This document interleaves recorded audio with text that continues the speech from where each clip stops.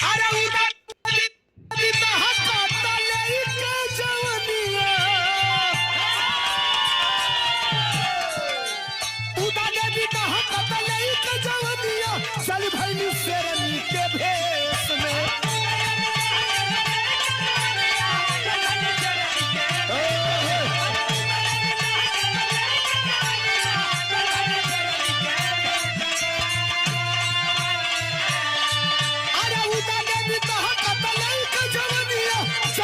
शेरनी के भेष में लगी अगिया पूरे देश में, जगह जगह परदेश में।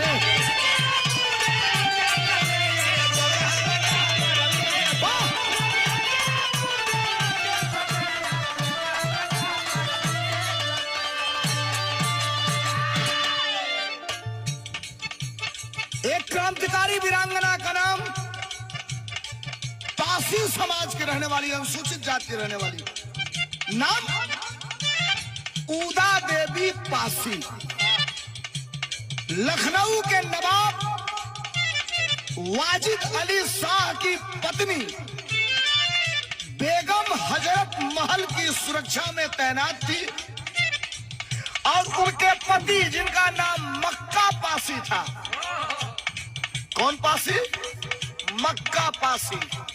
पहले के छोटका बिरादरी के लोगन के नाम ये धराव, घूरा, फेंकू, मक्का, लोहा, झगरू, मंगरू। मक्का पासी, जो मक्का पासी नवाब की सेना में थे और नवाब की सेना में रहने के साथ साथ 1857 में अंग्रेजों के खिलाफ जब विद्रोह हुआ तो नवाब अली शाह को अंग्रेजों ने कलकत्ता निर्वासित कर दिया और विद्रोह का पूरा परचम बेगम हजरत महल यानी नवाब अली शाह की पत्नी ने उठाया। लड़ाई हुई लखनऊ के पास एक जगह है जिसका नाम है चिन्हट, वही लड़ाई हुई और उस लड़ाई में उदा देवी पासी के पति मक्का पासी अंग्रेजों की गोली से मार दिए। अब जरा समझिए, उदा देवी विधवा हो गई, तब भइल का मास्टर मौत एक नाही एक दिन अइबे करी।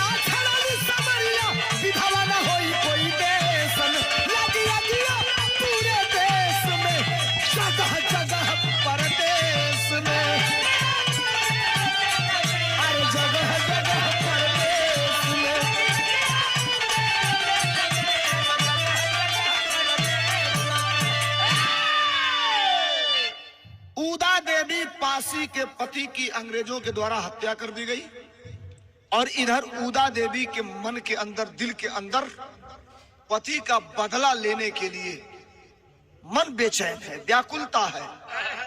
अब उदा देवी बेगम हजरत महल के साथ तो थी, लेकिन बार बार अंग्रेजों का वो फोटो, वो चेहरा उसके दिमाग में घूम रहा था, जो अंग्रेज उसके सुहाग को उजाड़े थे। सोचिएगा आप, अनुसूचित परिवार की रहने वाली वो वीरांगना नाम जिसका उदा देवी, पासी समाज की रहने वाली उदा देवी ने किया क्या?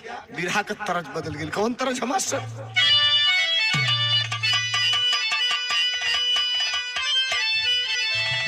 गीता के पिया परदेसियो न भावे मन, अरे बिरही बनल बासे जारी, अरे मोरी उड़ी उड़ी जाले अचरिया।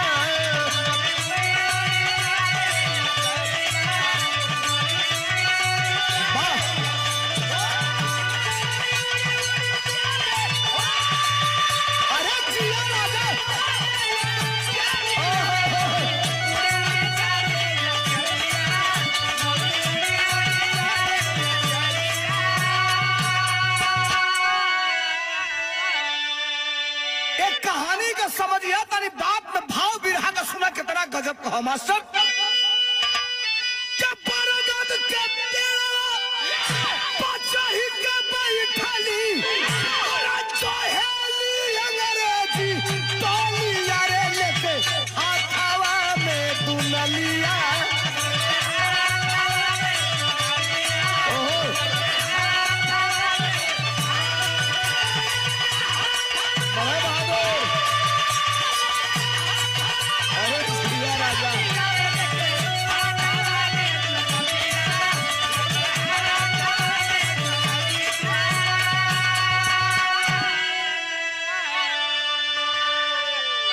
तारीख रहल 16/11/1857। अब तनी बतिया के सुनो भइल का मास्टर। अरे गदर 16 नवंबर के ऐसन मचवली 36 अंग्रेजवन के मार के गिरवली।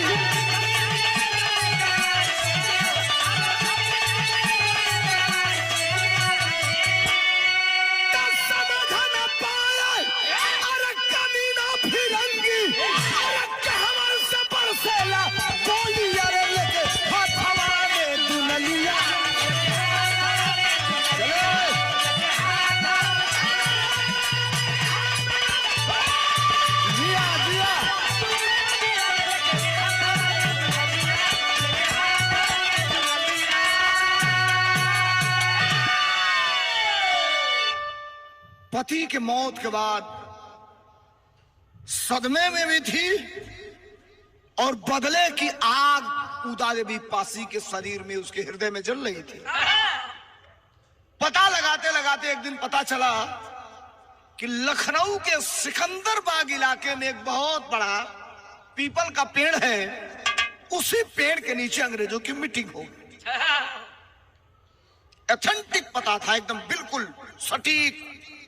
और उदा देवी पासी चूंकि नवाब अली शाह के वहां बेगम हजरत महल की सेवा में थी तो सैनिक की वर्दी में रहती थी, और सैनिक की वर्दी पहने उदा देवी पासी ने एक काम किया, उस पीपल के पेड़ पे चढ़ गई।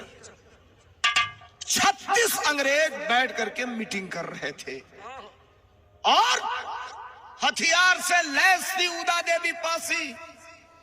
अचानक ऊपर से हमला होता है, अंग्रेज समझ नहीं पाए, तड़ता धनादन कारतूस भी उदा देवी पासी के पास था, हथियार भी उदा देवी पासी के पास था। 36 अंग्रेज मौत के घाट उतार दिए गए। किसके? उदा देवी पासी के द्वारा। अब तो यह खबर जंगल में आग की तरह फैल गई।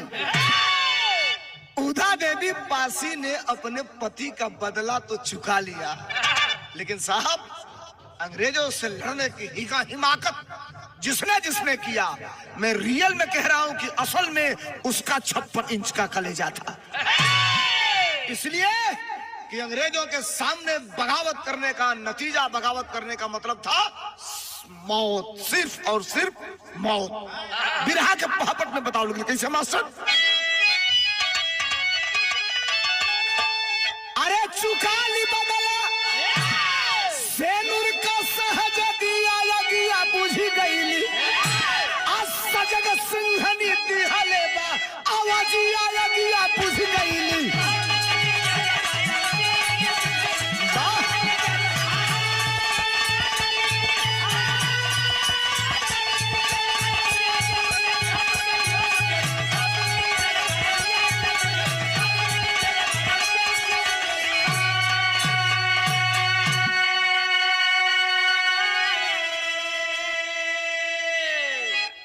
कैप्टन वायलस और डाउसन ये अंग्रेज दोनों अधिकारी थे। 36 अपने सिपाहियों की, अंग्रेजों की मौत की खबर सुनकर तत्काल वहां पहुंचते हैं उस पीपल के पेड़ के नीचे। अब किसी दूसरे व्यक्ति की हिम्मत नहीं है। आजकल मौत हो जाए तो लोग जनरली ये बात है, लोग भीड़ लगा करके खड़े हो जाते हैं, कोई नहीं गया, कौन जाए मौत के सामने। ये दोनों अधिकारी आते हैं, गोली कहां से आई, किधर से आई, ये इनको पता है नहीं, लेकिन तब तक एक अधिकारी की नजर पड़ी। कहा मास्टर?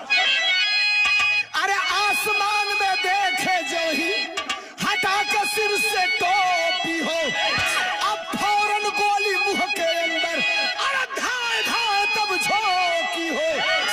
अरे हम क्या चाही दसरा का यजदी आया गया बुझ गईली, हटम न पीछे कैली नारे बजिया यगिया बुझ गईली।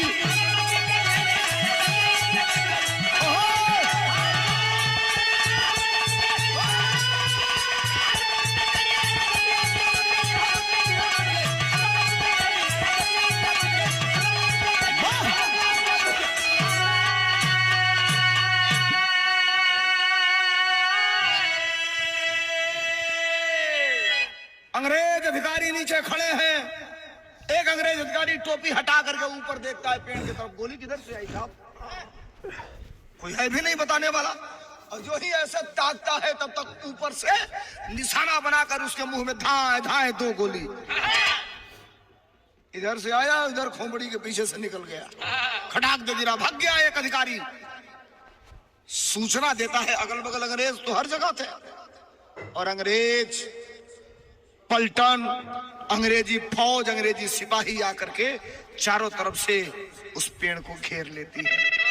और घेरलस तोले भैल का ये साहब बिरहा का आल्हा लग गया। कैसे मास्टर?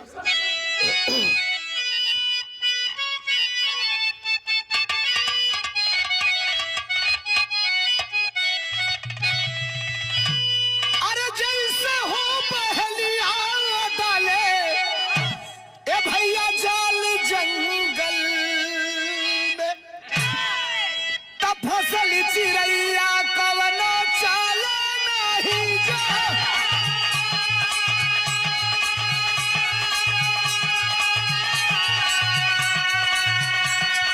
अरे घेरी बिहला प्याला के वैसे कमीन,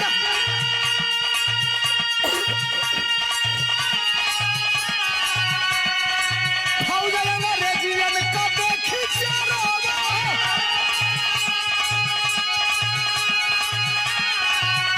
अरे चले रहल गोली चले लड़ी लड़ाई,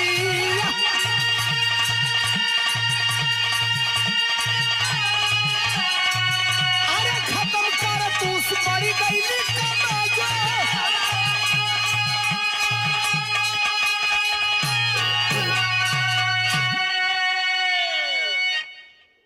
अंग्रेज पेड़ के नीचे खड़े हैं। ऊपर से अगर आप हैं वार कर रहे हैं तो नीचे वालों को सतर्क रहना पड़ेगा, कब गोली लग जाए कोई नहीं जानता। सजग होकर के गोली चलाते थे। और तब तक उदा देवी पासी की गोली एक अंग्रेज की जीवन लीला समाप्त कर देती थी।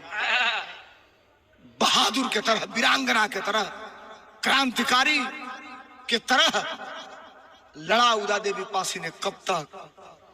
जब तक उदा देवी पासी के पास कारतूस था तब तक। कारतूस खत्म हो गया, लाचार हो गई उदा देवी पासी। तब तक अंग्रेज समझ गए कि इसके पास अब गोली यानी कारतूस खत्म हो गया। और नजदीक होते होते अंग्रेज आ गए एकदम पेड़ के पास, और एक गोली से नहीं 50 असलहों से। ऊपर देखे सब लाल रेड कलर का जैकेट पहने सैनिक के रूप में एक है, निशाना बना करके कई असलहों ने अपना मुंह खोल दिया। एक ही बार शरीर में कई गोलियां व्यवस्थित हो गई। भाई का मास्टर